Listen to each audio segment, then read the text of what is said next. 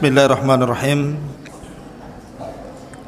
Assalamualaikum warahmatullahi wabarakatuh.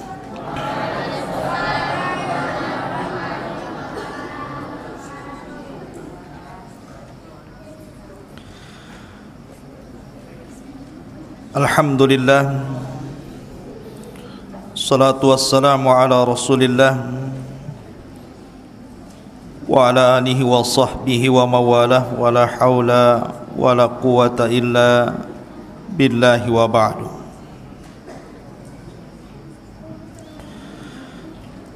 Alhamdulillah, di malam hari ini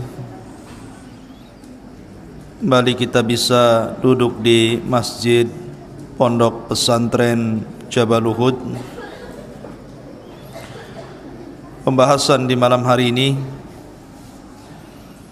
kita akan membahas tentang kisah Ashab As-Sabti. Ashabu As-Sabti artinya orang-orang yang melanggar di hari Sabtu. Kisah Ashabus Sabti ini disebutkan di dalam Al-Quranul Karim dalam beberapa ayat dan surat. Pertama surah Al-Baqarah ayat 65 sampai 66. Kemudian dalam surah An-Nisa di dua ayat, pertama ayat 47 dan juga ayat 154. Kemudian dalam surah An-Nahl ayat 124 dan yang paling lengkap surah Al-A'raf ayat 163 sampai 167.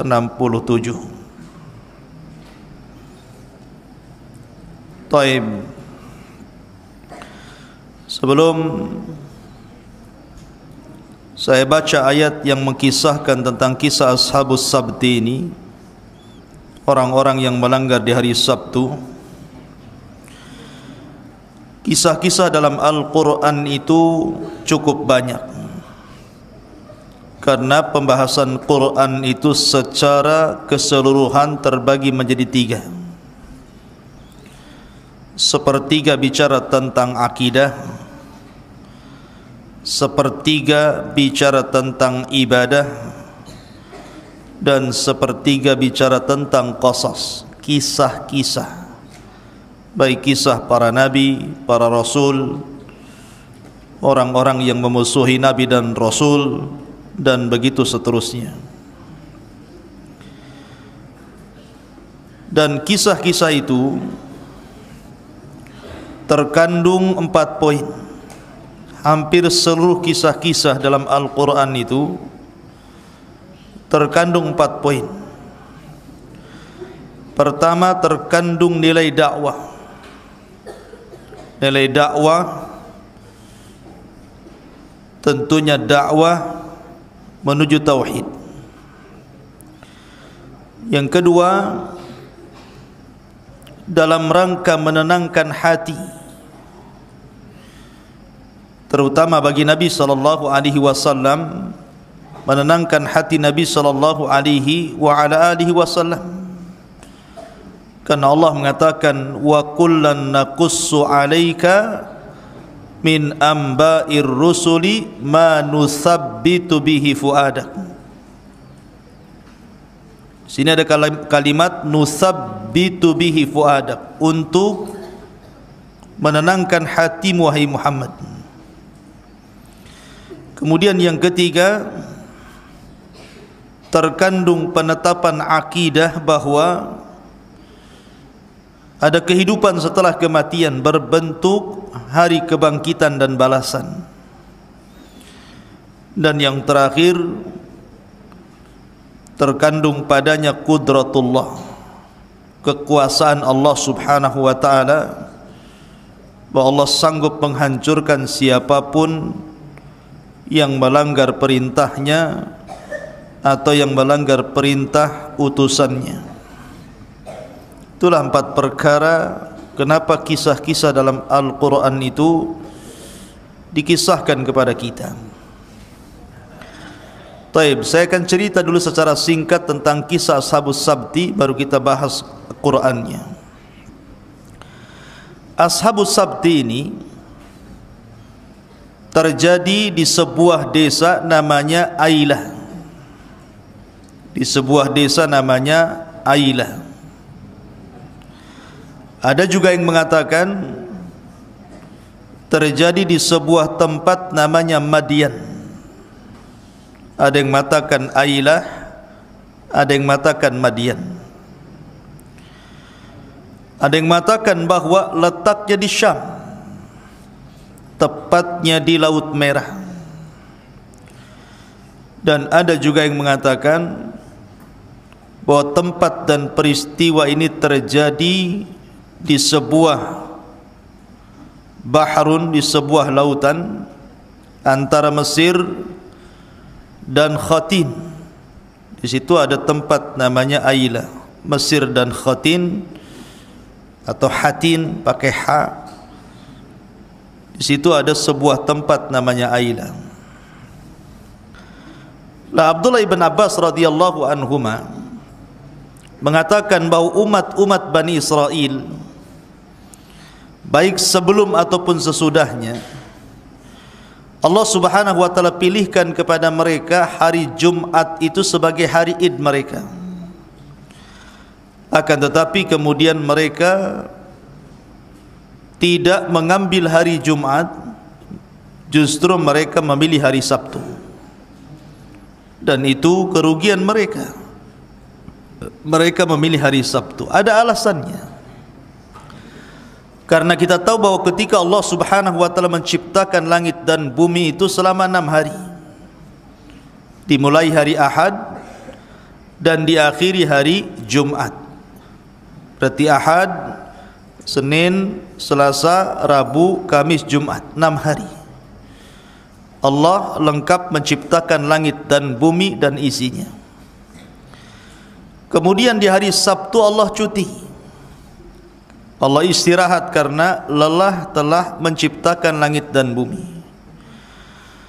Maka hari cutinya Allah itulah dijadikan hari cuti mereka.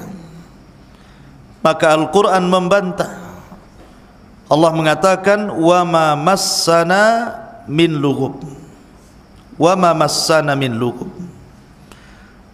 Dan kami, kata Allah Subhanahu wa taala, tidak tersentuh dengan kelemahan, dengan kelelahan dan keletihan.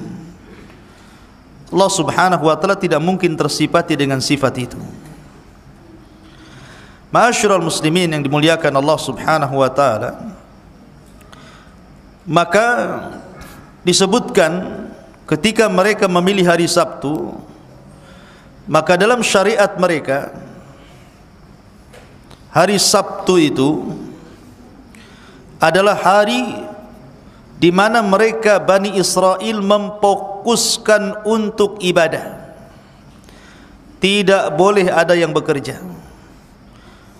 Tidak boleh yang ke ladang ke ladang, yang ke laut ke laut, yang menjadi tukang-tukang, enggak boleh. Pokoknya hari Sabtu itu betul-betul dilarang bekerja. Jadi mereka fokuskan hanya untuk beribadah kepada Allah Azza wa Jalla. Lah desa Ailah ini atau desa Madian ini terletak di pinggir pantai, sehingga hampir secara keseluruhan penduduknya itu mereka adalah para nelayan. Mereka hanya mengambil ikan di lautan. Itulah pekerjaan penduduk Ailah atau penduduk Madian ini. Dan ingat bahwa peristiwa ini di zaman Nabi Allah Daud alaihi salatu wassalam. Dan Nabi Allah Daud alaihi salatu wassalam adalah nabi pertama sekaligus raja. Raja dan nabi. Itulah Daud alaihi salatu wassalam. Biasanya Bani Israel mereka tidak ada yang menggabungkan dua keutamaan ini. Jadi kalau jadi nabi, nabi saja. Kalau jadi raja, raja saja. Tapi Daud alaihi salatu wassalam menggabungkan dua keutamaan ini. Dan dia raja pertama plus juga nabi dari Bani Israel. Kemudian disusul oleh putranya Nabi Allah Sulaiman alaihi salatu wassalam. Lah, di zaman Nabi Daud inilah peristiwa ini terjadi. Di sebuah kampung Aila atau Madian di Laut Merah atau mungkin perbatasan Mesir, wallahu alam, karena Al-Quran dan Sunnah tidak menjelaskannya. Ini hanya penelitian ahli tafsir. Jadi penduduk ini kerjaannya hanya nelayan saja, dan mereka boleh menangkap ikan itu mulai hari Ahad sampai hari Jumat saja. Hari Sabtu tidak boleh nangkap ikan. Masalahnya justru di hari Sabtu itu ikan itu loncat-loncat, banyak sekali nampak oleh mata mereka. Tapi di hari Ahad, Senin, Selasa, Rabu, Kamis, Jumat ikannya enggak nampak. Jadi di hari Sabtu itu justru ikannya itu muncul. Boleh jadi kenapa hari Sabtu justru banyak ikan bahkan sampai loncat-loncat dan nampak? Karena mungkin insting ikan kan gitu. Ikan tahu bahwa hari Sabtu tidak ada yang tangkap dia, makanya ikan berani muncul ke permukaan. Ada juga kemungkinan Allah subhanahu wa ta'ala menguji Bani Israel yang ada di tepian lautan itu. Di tengah-tengah mereka beribadah kepada Allah subhanahu wa ta'ala, Allah uji berpaling tidak ibadah mereka kepada ikan-ikan itu. Maka dimunculkan ikan-ikan itu di hari Sabtu. Rupanya ada satu orang yang kemudian berusaha untuk coba-coba, mungkin bahasa kitanya, dengan cara khilah. Khilah itu hendak menipu daya Allah dan juga ajaran Rasulnya. Jadi dia melubangi, buat lubang di tepi pantai itu, lubang yang sangat besar. Lah lubang itu kalau seandainya air surut, mereka lubangi. Tapi kalau air pasang, otomatis lubang itu akan tertimbun lautan. Lah ketika air pasang itulah ikan-ikan kemudian masuk ke dalam lubang itu. Ketika air surut, ikannya sudah ada di lubang itu. Tapi karena mereka masih mengagungkan hari Sabtu, mereka tidak mau mengambil ikan yang masuk di lubang itu hari Sabtu, tapi diambilnya hari Ahad. Jadi mereka pasang jala ataupun membuat lubang di hari Jumat, kemudian di hari Sabtu itu laut pasang, ikan masuk. Mereka sudah tahu di hari Sabtu itu ada ikannya, tapi karena mereka kemudian takut dengan hari Sabtu, diambilnya pula hari Minggu, padahal ikan itu hasil tangkapan hari Sabtu. Sehari dua hari, akhirnya orang yang mendapatkan ikan ini bercerita kepada tetangganya. Akhirnya tetangganya ikut-ikutan juga begitu. Kemudian tersebar lagi kepada tetangga yang lain, ikut-ikutan juga. Masang jaring hari Jumat untuk ikan hari Sabtu, diambil pula hari Ahad. Kan saya enggak ngambil ikan hari Sabtu, kata mereka. Ya.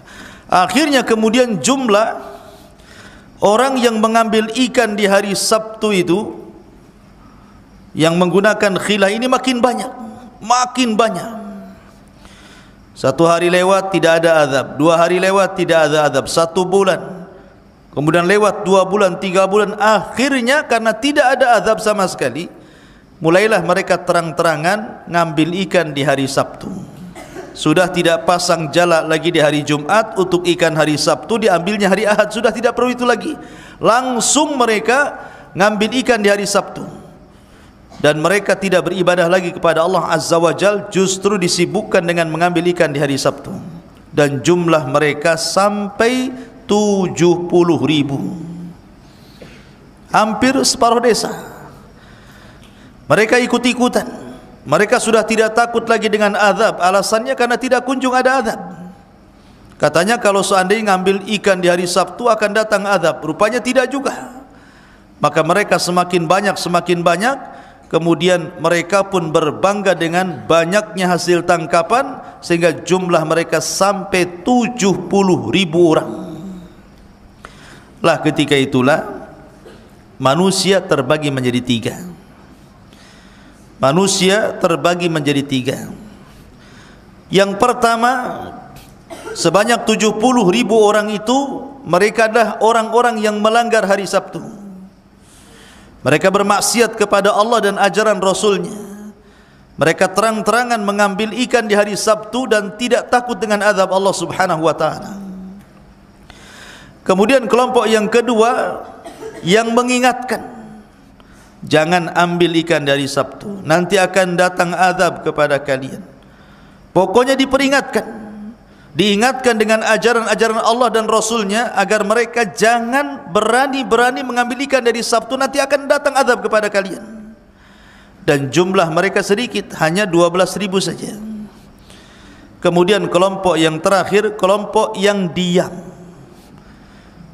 tidak mau memperingatkan orang yang mengambil ikan di hari Sabtu, tetapi justru menyalahkan orang yang menyalahkan orang-orang yang mengambil ikan di hari Sabtu. Seolah-olah dia mengatakan, sudahlah, biarkan saja dia ngambil ikan. Mereka adalah kaum yang akan diazab. Kenapa kalian pusing pula memikirkan mereka? Ini kelompok yang ketiga ini, memang mereka tidak ikut-ikut nyari ikan di hari Sabtu, tapi justru mereka melarang orang yang sedang melarang mengambil ikan di hari Sabtu. Kalau saya contohkan di masyarakat, nih pokoknya ada 3 orang nih bertetangga. Yang satu ahli maksiat, mungkin tukang mabuk. Yang satunya mengatakan, kau jangan mabuk. Yang satunya mengatakan, sudahlah, kamu jangan peringatkan orang yang mabuk, biarkan dia mabuk. Dosa-dosa dia tanggung sendiri. Jadi di masyarakat itu mesti orang itu terbagi menjadi 3 ini. Lah, orang-orang yang kemudian melanggar di hari Sabtu ini berusaha untuk dilarang, tapi ada juga yang melarang orang yang melarang kepada orang yang mengambil ikan di hari Sabtu. Akhirnya ikhwatu fiddin, muliakan Allah Azza wa Jalla, marahlah orang-orang yang saleh ini. Orang-orang yang melarang ikan di hari Sabtu ini marah, karena mereka tahu bahwa kalau seandainya ini dibiarkan akan datang azab kepada mereka. Akhirnya mereka pun membuat benteng, ingin dipisahkan, ingin dipagar antara mereka dan orang-orang yang mengambil ikan di hari Sabtu. Maka mereka membuat benteng tinggi-tinggi, jangan sampai mereka hidup dengan orang-orang yang melanggar perintah Allah dan Rasulnya. Akhirnya terpisahkanlah orang-orang ini, orang-orang ahli maksiat dan orang-orang yang ahli taat ini. Tiba-tiba suatu hari, di balik tembok itu biasanya ramai para nelayan itu, dapat ikan banyak, ramai mereka. Tapi suatu ketika tiba-tiba di balik benteng ini senyap, tidak ada suara. Orang-orang soleh ini kaget, kenapa tidak ramai? Biasanya mereka tertawa mendapatkan ikan, bangga dan begitu seterusnya. Pada suatu hari tiba-tiba diam, tidak ada suara sama sekali, tidak ada keramaian sama sekali. Akhirnya kemudian penasaranlah orang-orang saleh yang di balik benteng ini. Cobalah kau lihat apa gerangan terjadi di balik tembok itu. Manjatlah salah seorang di antara mereka, ketika lihat dari benteng tidak ada orang, sama sekali tidak ada orang.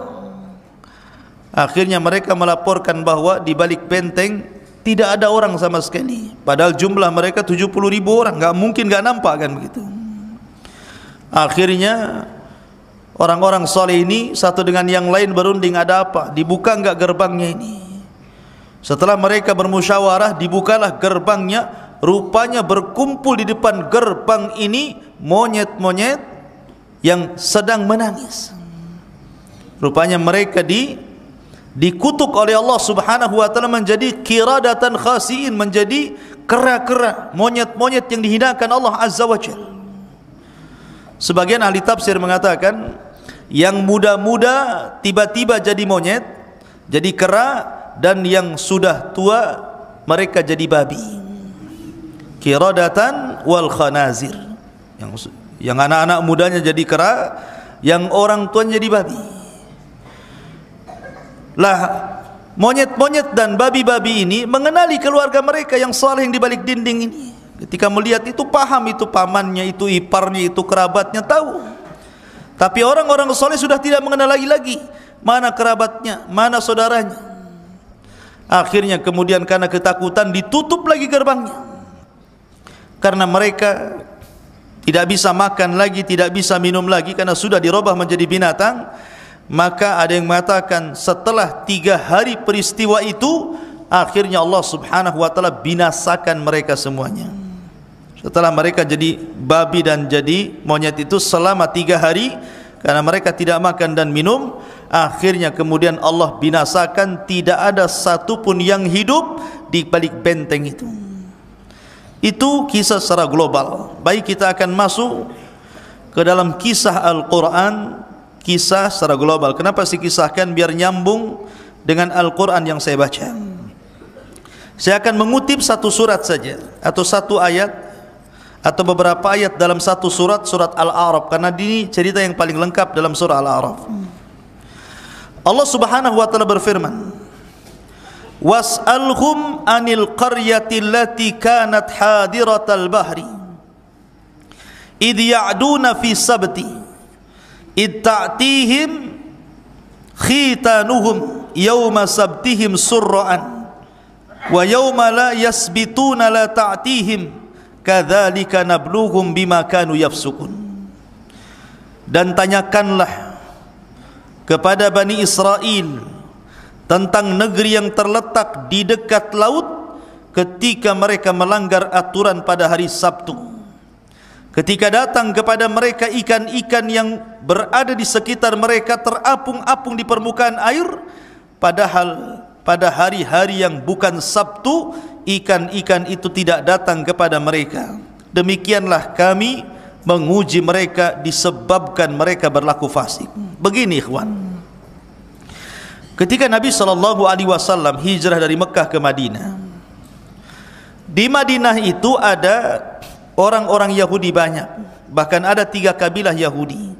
Pertama, kabilah Yahudi yang namanya Bani Qunaiqa. Yang kedua, ada kabilah Yahudi namanya Bani Quraidah.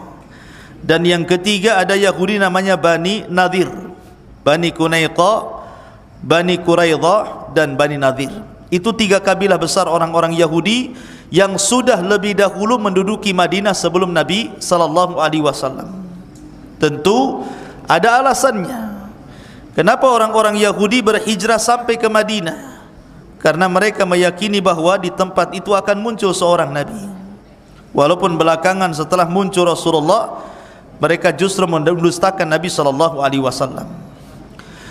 Lah orang-orang Yahudi itu ikhwatu fiddin di mana-mana dari dulu sampai sekarang menganggap bahwa mereka itu orang pilihan.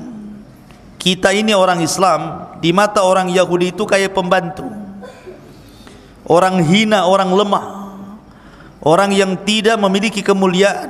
Mereka menganggap bahwa orang-orang Yahudi itu anak-anak Allah dan orang-orang yang dicintai Allah, yang Allah katakan tentang mereka, kalaupun kami masuk neraka paling beberapa hari kemudian direct masuk surga. Itu pengakuan mereka. Mereka menghina kita dengan merendahkan kita. Kemudian cerita-cerita tentang Bani Israel dulu ditutup-tutupi oleh orang Yahudi.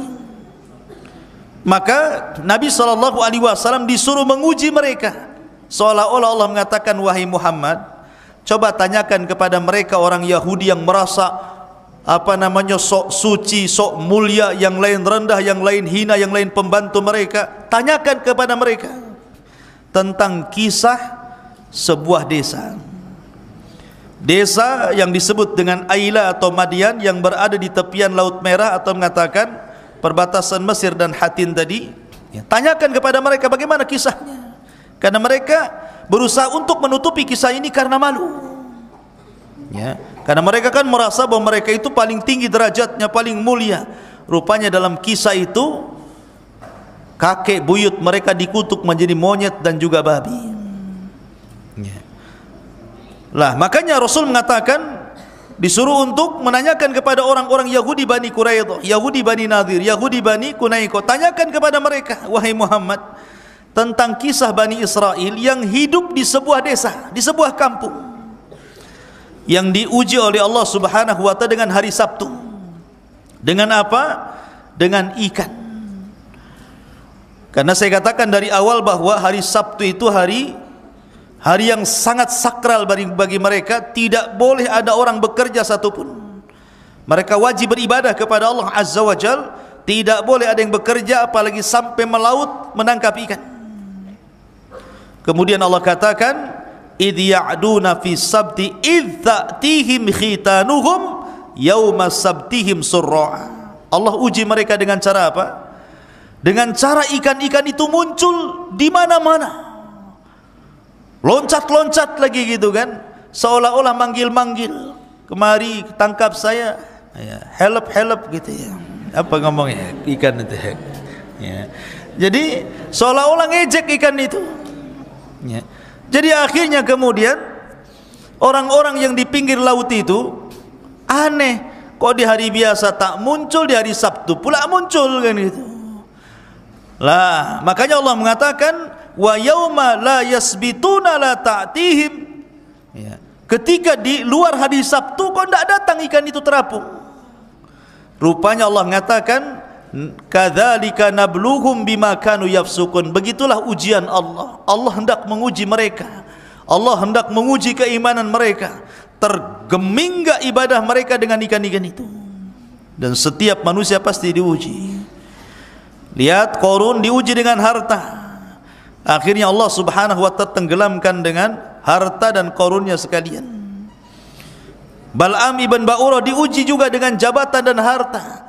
Akhirnya rugi dunia dan akhirat. Setiap orang ada ujiannya masing-masing. Lah di sini orang-orang Yahudi di zaman itu diuji dengan ikan ini. Akhirnya kemudian mereka pun tidak mau mengambil di hari Sabtu. Kenapa? Karena mereka tahu kalau mereka ngambil di hari Sabtu berarti melanggar perjanjian.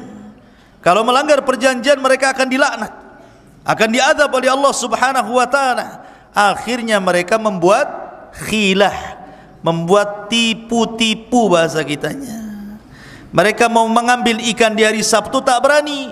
Makanya mereka pasang jaring di hari Jumat untuk ikan di hari Sabtu, diambilnya hari Ahad. Tipu-tipu tidak tuh? Tipu-tipu namanya. Ya kan? Intinya kan ikan di hari Sabtu. Makanya sebagian mereka membuat lubang karena tahu nih hari Sabtu ini laut akan pasang.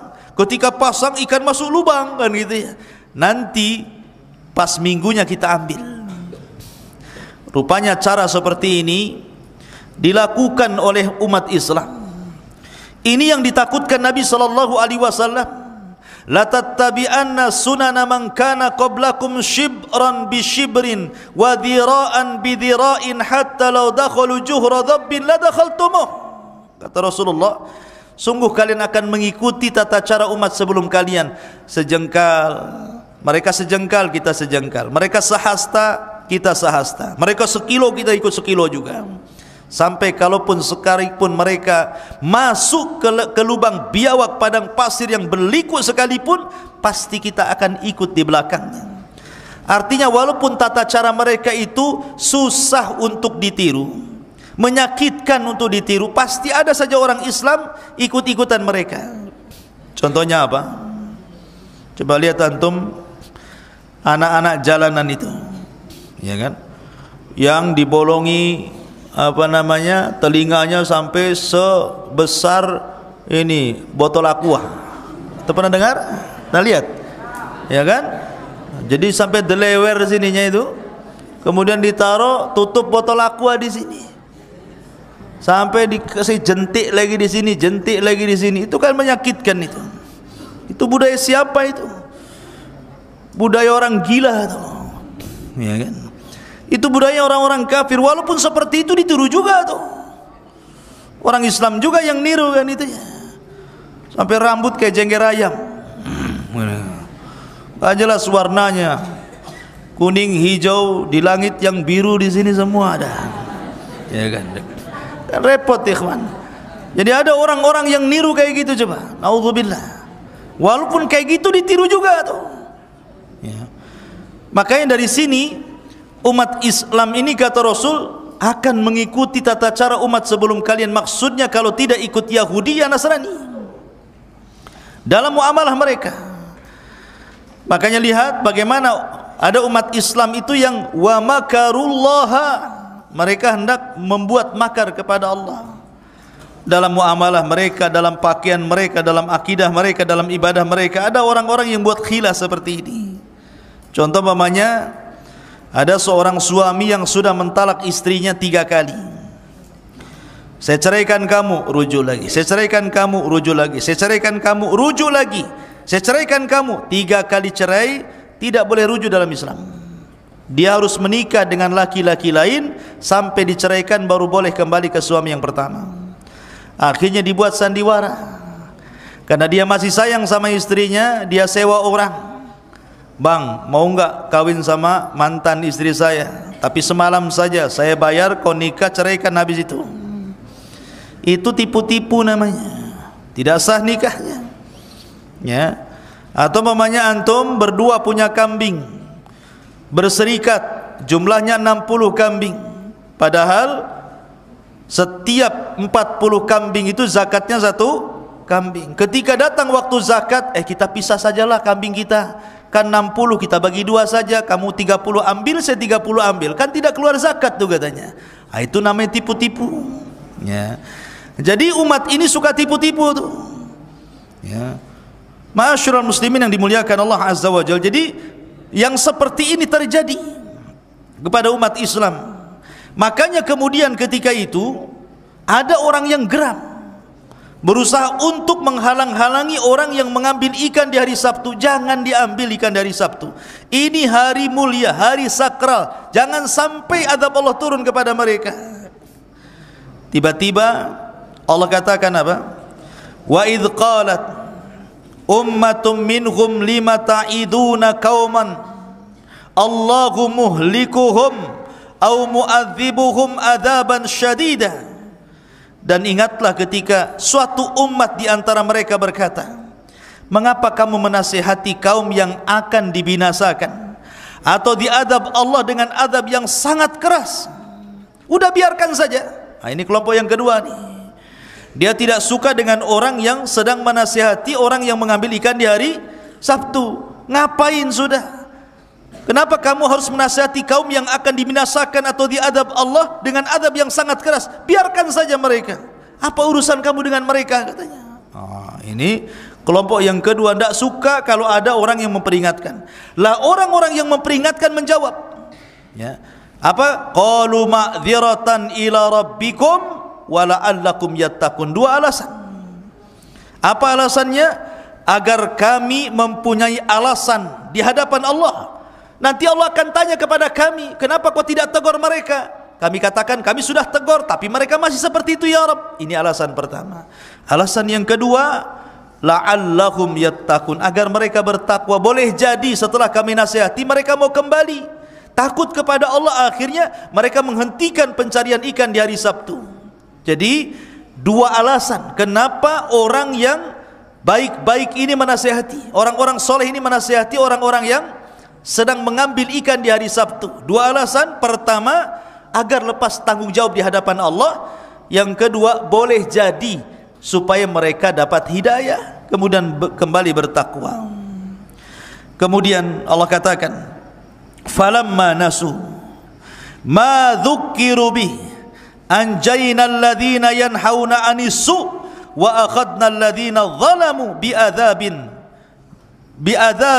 ba'sin bima kanu yafsukun. Allah mengatakan, maka setelah mereka melupakan apa yang diperingatkan kepada mereka. Jadi karena lamanya mereka mencari ikan di hari Sabtu, jadi mereka kan sudah buat khilah tuh, pasang jaring hari Jumat untuk ikan hari Sabtu, kemudian diambilnya hari Ahad. Setelah bertahun-tahun kok nggak ada apa-apa, akhirnya mereka betul-betul mengambil langsung di hari Sabtu.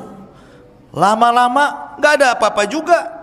Mereka ini gimana? Katanya kalau kami ngambil ikan dari Sabtu akan datang azab. Kami ini sudah ngambil ikan dari Sabtu, tak ada apa-apa katanya. Mereka lupa. Makanya Allah mengatakan, maka setelah mereka melupakan apa yang diperingatkan kepada mereka, kami selamatkan orang-orang yang melarang orang berbuat jahat dan kami timpakan kepada orang-orang zalim siksa yang keras disebabkan mereka selalu berbuat fasik. Lihat bagaimana ancamannya. Falamma atau amma nuhu anhu qulna lakum kunu qiradatan khasiin. Maka setelah mereka bersikap sombong terhadap segala apa yang dilarang kepada mereka, maka Allah katakan kepada mereka, jadilah kamu kera-kera yang hina. Tadi saya katakan kisahnya. Jadi ketika orang-orang saleh ini berusaha untuk menasihati, tidak bisa juga. Datang pula kelompok yang ketiga, sudah ngapain kau nasihati mereka? Urusan mereka, mereka itu orang yang akan diazab Allah Subhanahu wa taala. Oh, enggak bisa gitu. Supaya kami lepas tanggung jawab di hadapan Allah, atau minimal mereka sadar. Karena juga mereka makin sombong, dinasihati makin sombong, dinasihati makin sombong, akhirnya mereka pun membuat pagar pembatas. Hati-hati. Antum kau dinasihati jangan sombong. Karena di antara antum jangan begini, malah begini, jangan begitu, malah begitu pula. Maunya antum apa kan itu? Jadi ada orang-orang yang dinasihati itu kepalanya susah, harus dipalu mungkin ya. Kepalanya itu biar agak encer gitu. Jadi di sini Allah Subhanahu wa taala memperingatkan setelah kemudian dibuat benteng itulah dipisahkan mana ashabul haq, orang-orang yang di atas kebenaran, dan mana ashabul batil, orang-orang di atas kebatilan. Tahu-tahu beberapa waktu setelahnya apa ribut di belakang itu? Antum dengar pengajian atau ngaji sendiri? Mana musrifnya nih? Nanti saya kalau dengar lagi tolong keluarkan aja. Ya. Jadi sekali lagi, jadi akhirnya orang-orang saleh ini membuat benteng antara orang-orang yang mereka berusaha untuk mencegah kemungkaran dan mengajak manusia kepada kebaikan, dengan orang-orang yang mereka terlibat dalam kemaksiatan karena mencari ikan di hari Sabtu. Buat benteng besar, dipisahkan. Nah, di sini Allah Subhanahu wa taala menurunkan azabnya kepada mereka. Menurunkan azab kepada mereka berupa mereka dibuat seperti kera yang dihinakan. Kera, betul-betul kera. Ya. Makanya kemudian ikhwatu fiddin muliakan Allah Subhanahu wa taala. Apakah kemudian apa yang terjadi pada zaman Bani Israel di masa Nabi Allah Daud alaihi salatu wassalam ini? Jadi kalau ada orang bertanya, apakah sekarang kera-kera yang ada di hutan-hutan itu, kan banyak tuh kera di hutan itu. Kalau antum ke jembatan berapa itu, jembatan terakhir ya, dekat penampungan orang kena Covid itu, di Barelang sana itu keranya di jalan-jalan tuh, banyak kera. Jadi kalau antum naik motor dihadang kera di sana. Yang nilang itu bukan polisi, kera. Ya. Antum bawa apa gitu kan? Dihadang sama kera-kera itu. Apakah kera-kera di zaman sekarang yang banyak di kebun binatang, di hutan-hutan itu adalah kera-kera keturunan Bani Israel yang dikutuk itu, ataukah berbeda? Ya. Maka para ulama mengatakan ada hadis dari Abdullah ibn Abbas radhiyallahu anhuma, dikeluarkan Imam Muslim dari Abdullah ibn Mas'ud, Abdullah ibn Mas'ud radhiyallahu an. Qala rajulun, ada seorang laki-laki berkata, ya Rasulullah, wahai Rasulullah, al-qiradatu wal khanaziru hiya mimma musikh. Hadhihi al-qiradatu wal khanaziru allati naraha fil waqi hal hiya min ajyal au naslul mamsukhin. Jadi sahabat ini bertanya kepada Rasulullah, ya Rasulullah, apakah kera-kera yang terjadi, yang nampak di mata kita itu, banyak kera di mana-mana, apakah ini keturunan kera-kera yang pernah dikutuk di zaman Bani Israel di tempat Aila atau Madian itu karena mereka tidak mengagungkan hari Sabtu, ataukah kera yang berbeda? Ataukah mereka keturunan kera-kera itu yang dikutuk itu? Maka Nabi SAW bersabda, innallaha lam yaj'al limaskhin nasalan wala akban wa innal qiradata wal khanazira kanu qabla dhalik. Kata Rasulullah, sesungguhnya Allah tidak menjadikan kera-kera yang dulu kejadian orang dikutuk menjadi kera itu memiliki keturunan. Kenapa? Karena setelah 3 hari mereka mati. Setelah 3 hari mereka mati artinya tidak punya keturunan sama sekali. Ataupun babi-babi yang kemudian dikutuk menjadi babi orang tuanya itu langsung mati setelah 3 hari dan tidak punya keturunan. Dari sini menunjukkan bahwa kera dan babi hari ini bukan berarti kera dan babi keturunan Ashabus Sabti tadi, bukan. Karena sebelum dan sesudahnya ini sudah ada kera, sudah ada babi. Dari sini menunjukkan bahwa kera-kera dan babi-babi hari ini bukan berarti keturunan kera dan babi Ashabus Sabti. Dan apakah mungkin ikhwan, setelah kejadian ini umat ini juga akan mengalami hal yang sama dengan Bani Israel? Maka Nabi SAW mengatakan mungkin. Perhatikan hadis Nabi SAW. Nabi SAW mengatakan, fi hadhil ummati khasfun wa maskhun wa qadhfun. Kata Rasul, di antara umatku ini pasti akan terjadi khasfun. Khasfun itu artinya kalau melihat ke atas artinya gerhana, kalau melihat ke bumi artinya gempa. Maka umat ini pasti akan mengalami gempa dan juga gerhana. Wa maskhun, dirubah bentuk dari manusia menjadi binatang. Ya, jadi akan ada orang-orang yang akan dirubah bentuknya dari manusia menjadi binatang. Mungkin bentuk badannya ataupun sifat-sifatnya kayak binatang. Dinasihati tidak mau dengar, kayak binatang. Ya. Jadi ada orang-orang itu yang mereka tidak bisa dinasihati, persis seperti Bani Israel Ashabus Sabti ini. Ataupun mungkin juga akan dirubah. Saya terbaca dalam kitab yang dikarang oleh Imam Ibnu Hazm rahimahullahu ta'ala. Imam Ibnu Hazm ma'ruf, pengarang kitab Al-Muhalla, seorang ulama Andalus. Jadi beliau menceritakan tentang kisah di zamannya. Jadi ada hadis Nabi SAW,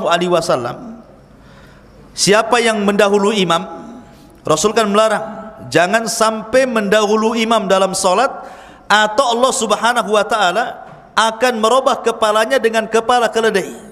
Dalam hadis kan seperti itu. Jadi seorang laki-laki di zaman Ibnu Hazm ini penasaran, gak benar hadis itu katanya. Masa sih kalau orang mendahului imam dalam sholat nanti kepalanya jadi keledai katanya. Akhirnya dia coba-coba tuh, dia menentang hadis tadi. Ketika sholat, ketika ruku, imam belum ruku dia sudah ruku, imam belum sujud dia sudah sujud, imam belum bangkit sudah bangkit. Akhirnya Allah Subhanahu wa ta'ala betul-betul merubah kepalanya seperti kepala keledai. Habis sholat jadi keledai kepalanya. Itu terjadi di zaman siapa? Imam Ibnu Hazm. Makanya Allah mengatakan, falyahdharil ladzina yukhalifuna an amri an tusibahum fitnah aw yusibahum adzabun alim. Hendaklah takut orang-orang yang menyelisih perintah Allah dan Rasulnya akan ditimpakan kepada mereka azab ataupun fitnah. Fitnah atau azab yang sangat pedih. Jadi orang-orang yang menyelisih sunnah itu terkadang azabnya hari itu juga Allah Subhanahu wa ta'ala kirim. Maka di zaman Rasul ada orang yang makan dengan tangan kiri. Maka Rasul mengatakan, kul biyaminik, makan dengan tangan kananmu. Orang ini belum dicoba sudah mengatakan mastata'tu ya Rasul, aku tidak bisa Rasul. Kurang ajar enggak tuh? Belum dicoba sudah bilang enggak bisa wahai Rasul. Maka Rasul doakan, idzan mastata'ta abadan, kalau begitu engkau tidak akan bisa selamanya. Setelah Rasul mengatakan seperti itu, dua-duanya enggak bisa diangkat. Yang kanan enggak bisa diangkat, yang kiri enggak bisa diangkat. Jadi setruk. Coba melawan Nabi SAW. Ya. Ada juga yang kemudian melawan hadis Nabi SAW. Idza staiqadha ahadukum min naumihi falyaghsil yadayhi thalathan. Kata Rasul, apabila kalian bangun dari tidur, cuci tangan 3 kali. Jadi kalau antum nanti malam tidur, besok pagi sebelum mengambil makanan, sebelum berwudu, sebelum apa saja, cuci dulu tangan 3 kali. Fa inna ahadakum la yadri aina batat yadah. Karena salah seorang di antara kalian tidak tahu tangan kita ini menginap di mana semalam. Karena antum tidak tahu, karena tangan antum kan nggak diikat. Nanti belusukan kemana-mana tangannya, ke belakang, ke depan, ke kiri, ke kanan, nggak tahu tangan kita kemana-mana. Ya, masuk ke dalam sarung, keluar sarung, macam-macam. Jadi kata Nabi, cuci, karena dikhawatirkan tangan kita ini kemana-mana. Ada pula seorang yang kurang ajar dengan hadis Nabi SAW. Dia mengatakan, ana adri aina batat yadi, saya tahu di mana tanganku menginap semalam. Rasul mengatakan enggak tahu, dia pula mengatakan tahu. So tahu berarti kan.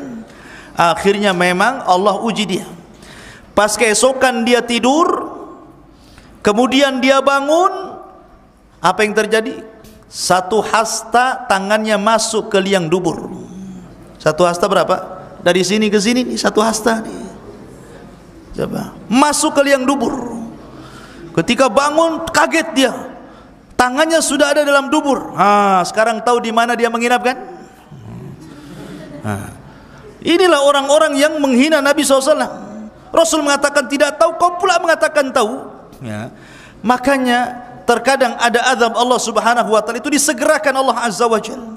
Maka jangan sampai seseorang itu menghina sunnah Rasul, tapi agungkan sunnah Nabi sallallahu alaihi wasallam. Maka Rasul mengatakan umat ini pun sama, akan terjadi maskhun, akan dirubah. Kemudian sahabat bertanya, kira-kira kalau seandainya itu terjadi, itu kapan wahai Rasul? Maka dengarkan kata Nabi sallallahu alaihi wasallam, idza dhaharatil qainat wal ma'azib wa syuribatil khumur.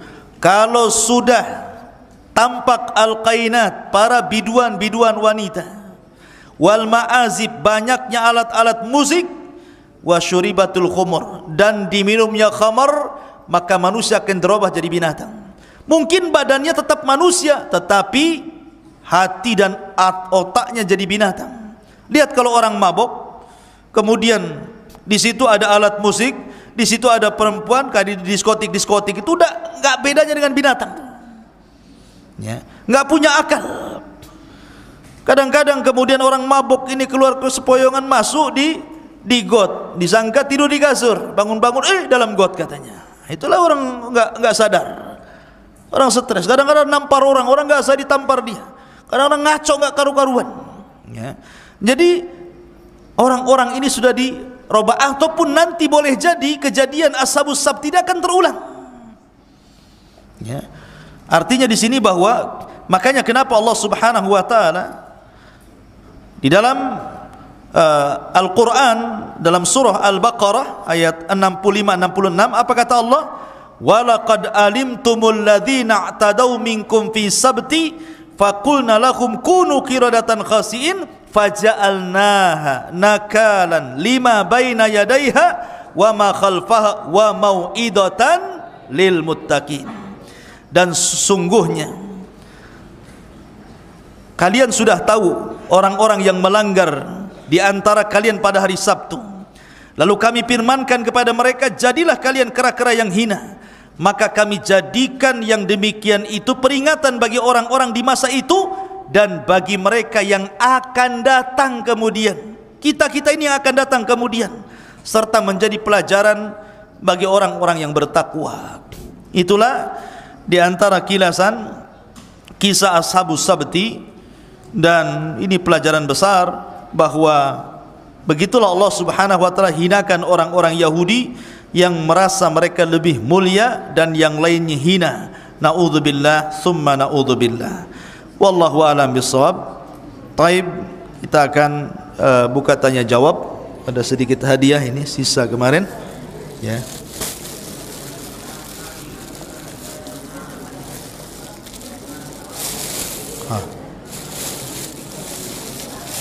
Ada berapa ini? Taib, perhatikan.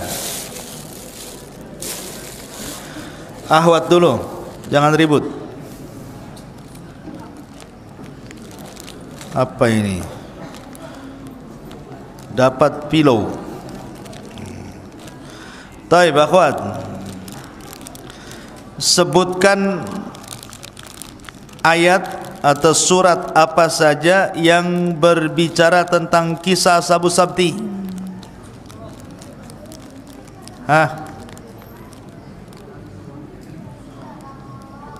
Ayo. Ayo. Ahsan. Dapat filau. Ikhwan, dapat momogi.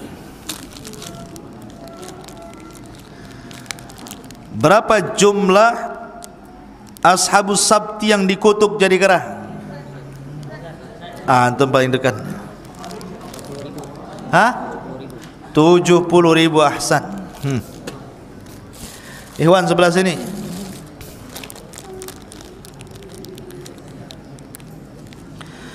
Berapa jumlah yang mengingkari Ashabus Sabti?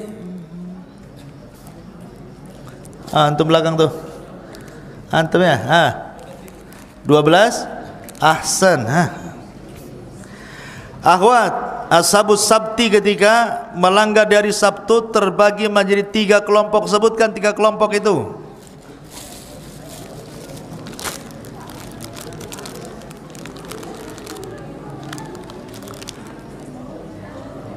Mana suaranya? Coba diam, Ikhwan.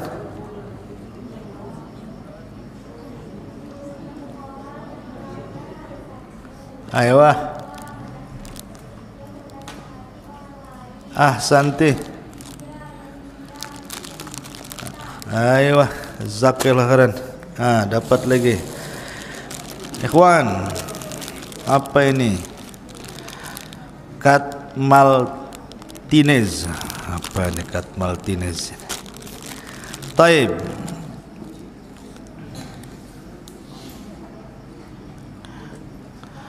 Ketika orang-orang yang melanggar dari Sabtu ini dinasihati, kemudian datang kelompok yang ketiga kepada orang yang menasihati. Kemudian orang yang menasihati ini memberi jawaban. Apa alasannya orang-orang yang menasihati tetap menasihati kepada para pelanggar dari Sabtu itu? Antum. Dari. Ayo. Ahsan. Fadhal. Sebelah sini. Apa belum ditunjuk dah ngacung pula. Kacau kawan. Nanti ditunjuk tak bisa jawab.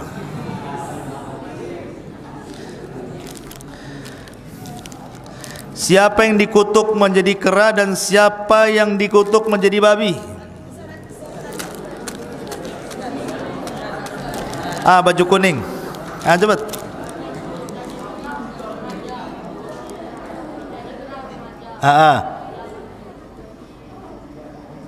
Yang jadi babi?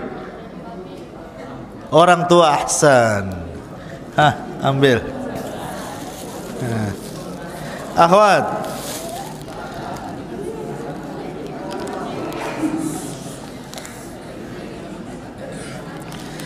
Al-Quran, isi Al-Quran itu terbagi menjadi 3. Sebutkan.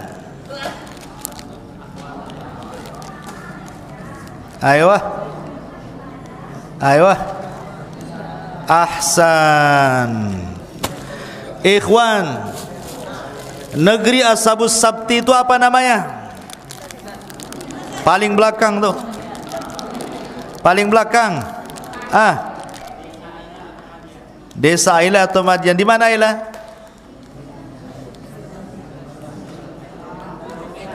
Laut Merah. Ahsan. Antum nguping ya. Nih, cepat. Aduh. Taib. Akhwat, di zaman siapa Ashabus Sabti? Diam. Di zaman Nabi Daud. Ahsan. Siapa Nabi plus juga raja. Wow.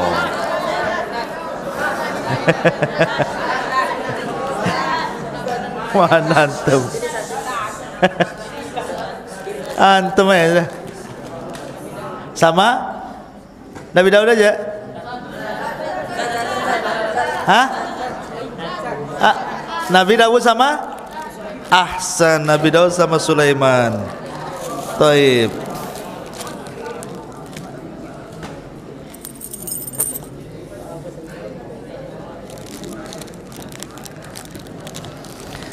Ahwat,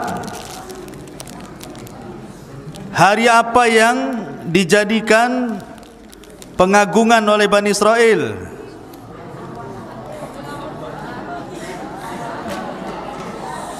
Apa? Hari Sabtu. Ahsan. Gampang. Sebutkan faedah dua saja. Kenapa kisah dalam Al-Quran itu dikisahkan? Ayo. Dua faedah kisah. Ayo, cepat mana? Cepat. Ayo, nilai dari dakwah terus.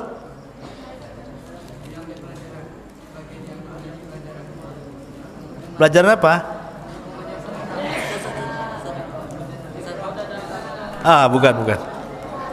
Antum.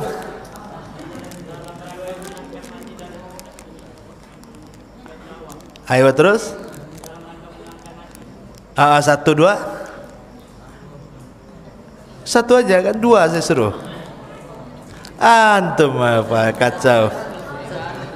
Cepat. Cepat. Apa nengok-nengok bawah?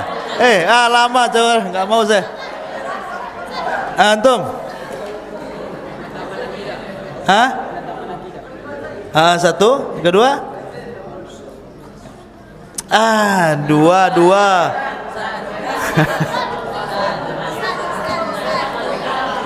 Ayo udah antum. Dua. Menetapkan dia itu sama, tergantung dakwah akidah itu sama. Nomor duanya menangkan hati. Ahsanah.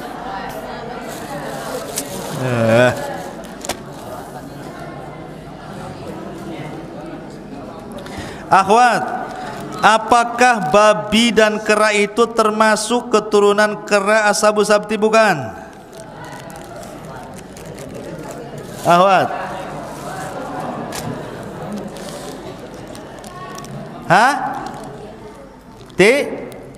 tidak dalilnya? Dalilnya apa?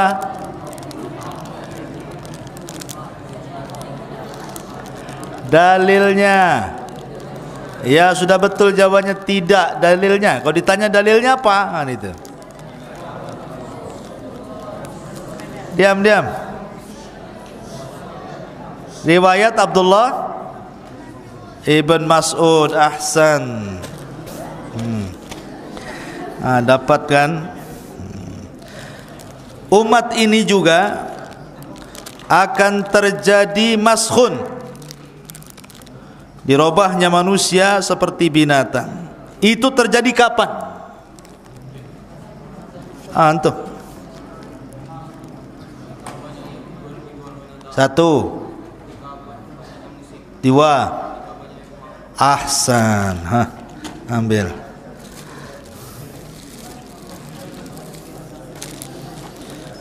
Nabati.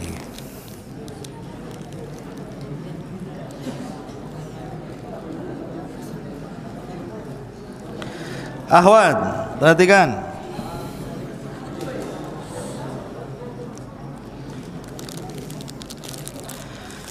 Allah menciptakan langit 6 hari, dimulai hari apa? Dan diakhiri hari apa?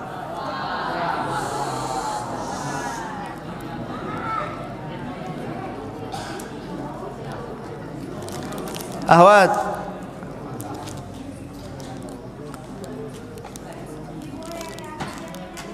ahsan. Kenapa Bani Israel memilih hari Sabtu, ikhwan?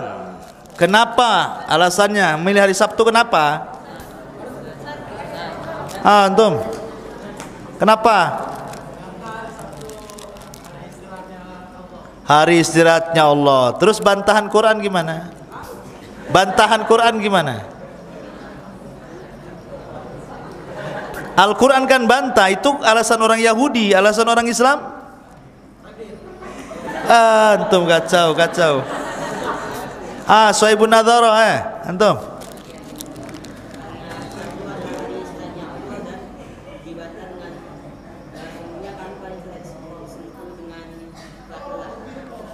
Qurannya gimana bunyinya?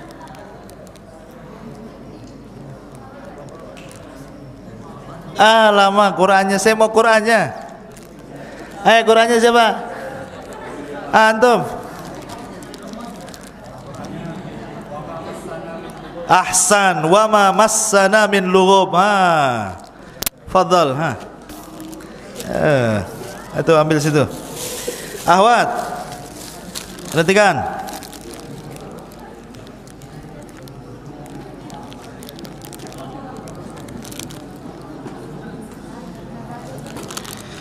Orang-orang Ashabus Sabti ini membuat khilah, tipu daya kepada Allah dan orang-orang yang beriman. Bagaimana bentuk tipu dayanya itu?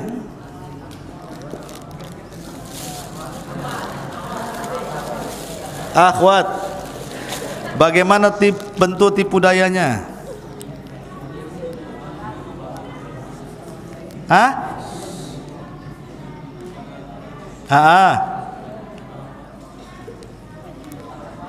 Ahsan, mereka pasang jaring hari Jumat, diambilnya hari Ahad.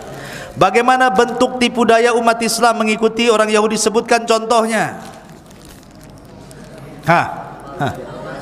Antum, contohnya kayak apa?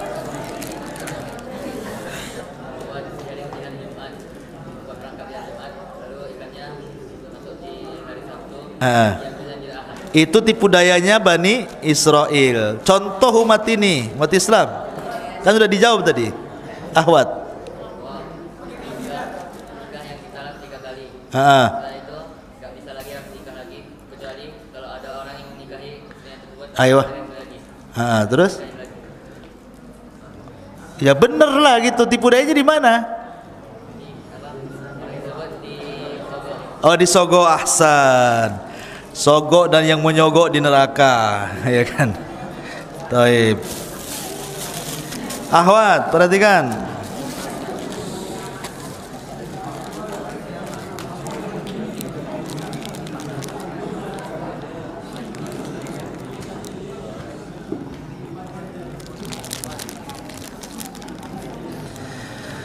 Pertanyaannya apa lagi nih?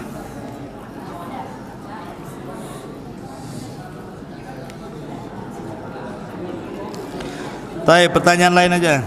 Sudah habis pertanyaannya.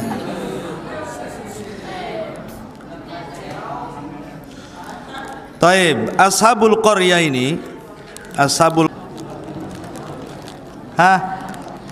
Bani Israel itu apa?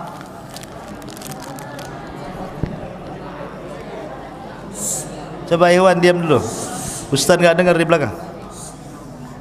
Nggak ada yang jawab. Ya, gimana? Keturunan Yakub. Berapa jumlah Bani Israel, ikhwan? Antum semangat tuh. Ada?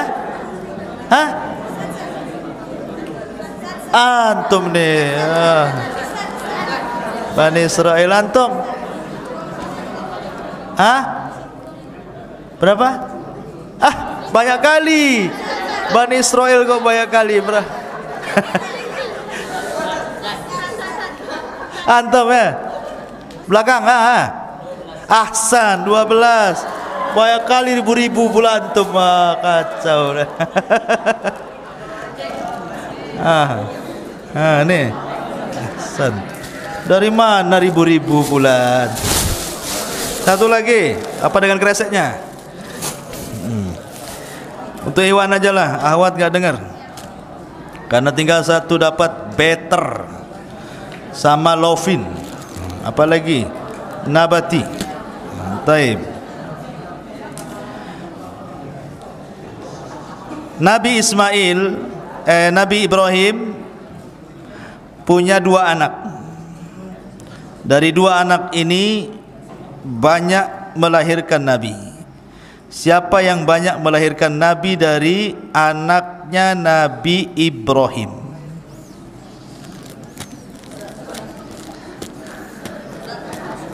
Antum? Hah? Nabi Ishak? Enggak.